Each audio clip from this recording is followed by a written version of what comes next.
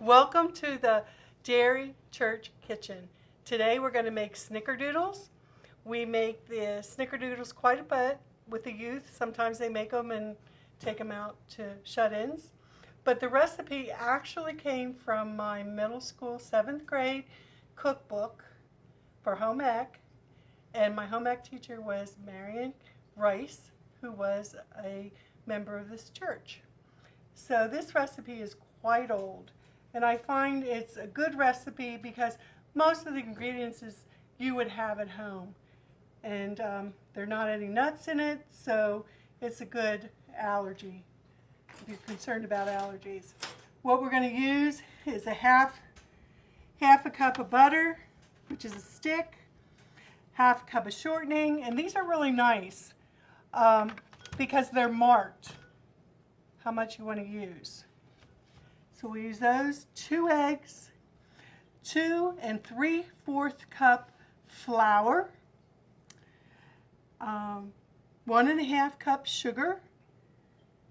The cream of tartar is 2 teaspoons, and the cream of tartar is what gives you, this is the cream of tartar. This is what gives you the little crunch, but still soft in the middle. And we have baking soda, 1 teaspoon, and 1/2 teaspoon of salt.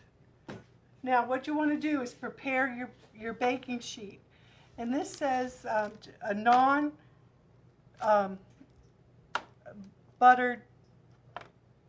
sheet. But when I bake cookies, no matter what it says, I'll use a piece of parchment. And I prefer pans that are a little bit, they have a bottom on it that's a little bit lifted for an air pocket. And I don't put these through, don't soak your cookie dish because they will rust. And just wipe them off with a sponge with soap and water and dry them. And they'll last forever for you. Okay, so we're going to put the 1/2 cup of butter in our mixer. I'm going to start that a while because it's not quite as soft as I would like, so we'll let that go a little bit. Then we're going to use 1/2 cup of the shortening Crisco. Pop that right in there. And mix it around. And again, when you're baking, use your ingredients at room temperature, unless it tells you that it should be chilled, like butter or something like that. But otherwise, you're going to want to use everything, even your eggs, at room temperature.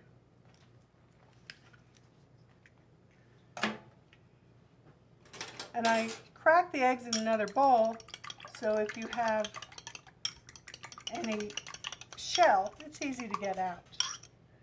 So we'll put those eggs in there. Start this up. So we're going to use 2 3/4 cup of flour. What I like to do is, let's put the sugar in first so this gets nice and creamy. The sugar is 1 1/2 cups of sugar. That will blend well with your butter and shortening. Okay. Now with your dry ingredients, I like to put them in a separate bowl or a pitcher. And this is your 2 3/4 cup of flour. And to that we're going to add the cream of tartar, and that is 2 teaspoons of cream of tartar, and you just level that off a little bit the best you can. Okay. And then we're going to use 1 teaspoon of the baking soda, and this lid is from a spaghetti jar. a spaghetti cheese jar, Parmesan jar, and they will fit on small mason jars, or this is a jelly jar. So, and they're really nice. You can level your stuff out. I think it looks a lot neater than a box. And we're going to put a half a teaspoon of salt.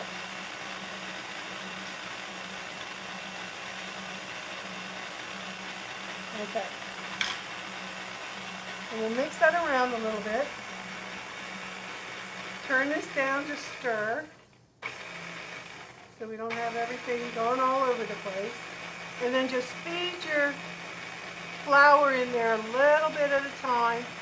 And you have all your other dry ingredients in there, your salt, your cream of tartar, you know it's well blended.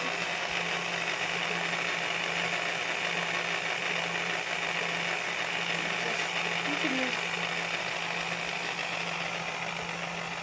I think it's easy to use a large measuring cup with a spout on it to put, you don't want to measure your dry ingredients with a liquid measuring cup, but they are handy after your dry ingredients are measured out to use your liquid measuring cup as a bowl to put your flour, your dry ingredients. You know, sometimes you have to alternate your dry ingredients from your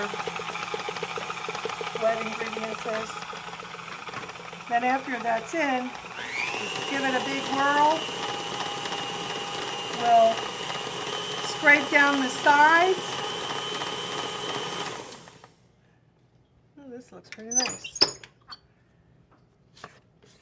Oh yeah, nice consistency, the dough. This is a recipe you can actually freeze. You can either freeze it in a gallon bag and do it flat, and that way when it comes out you can, and it's still a little bit frozen, you can score it and you have it all ready for your, you can bake a couple, or you can actually make them into balls and just put one or two on in your baking dish. You can. This recipe makes about 6 dozen cookies, and you bake it at 400 degrees for 8 to 10 minutes. Now, your cookie pans, you know, if you have a dark cookie pan, you may not have to bake them quite as long. So I always go with the lower measurement and then figure it all out. Okay, that is beautiful. Move this out of the way.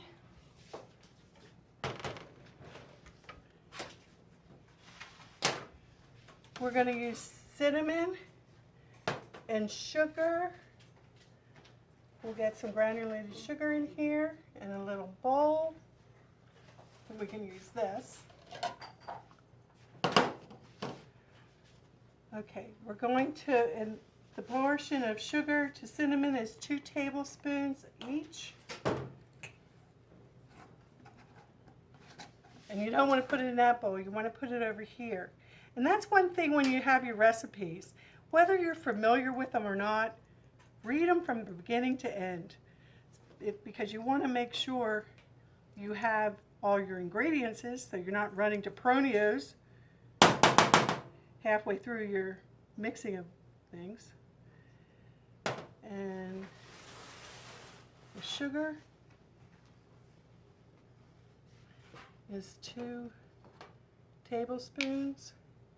But I like a lighter cookie. The cinnamon seems to get dark, so I just add whatever in there. And then I mix that all up. See if it's nice. Now if you have any of this left over, your cinnamon and sugar, don't save it. You know, you're going to be tempted to save it and put it on toast. Don't do it because there's raw eggs in this dough. Okay?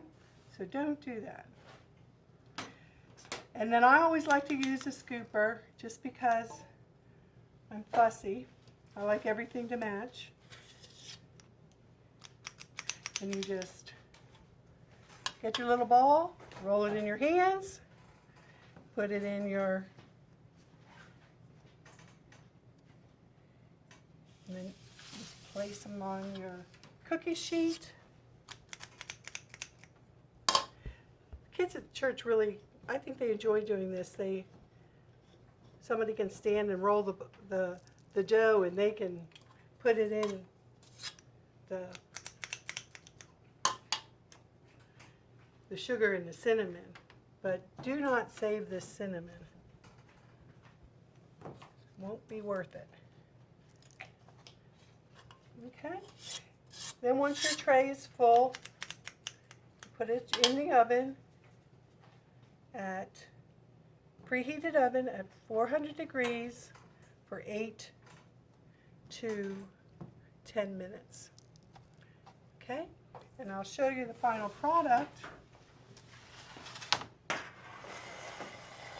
And here are Snickerdoodles. When they come out, these cracks will look like they're not cooked, but they are. And because the cookies seem to cook, you know, on your rack. So you want a little bit of moisture in there. And the bottom of your cookie should be the same shade as the top. A lot of people overbake your cookies. So when you're doing your cookies, use the least time and then work from there and see what your oven can take. So there are our Snickerdoodles that I have been making since 1970. Remember, Jesus and germs are everywhere, so wash your hands and say your prayers. Gary, do you want to? And I don't have to taste these because I know they're good because I've made them so much, but Gary likes to taste them. Now, if I had a glass of milk, this would be great comfort food. All right. Good. All right, thank you.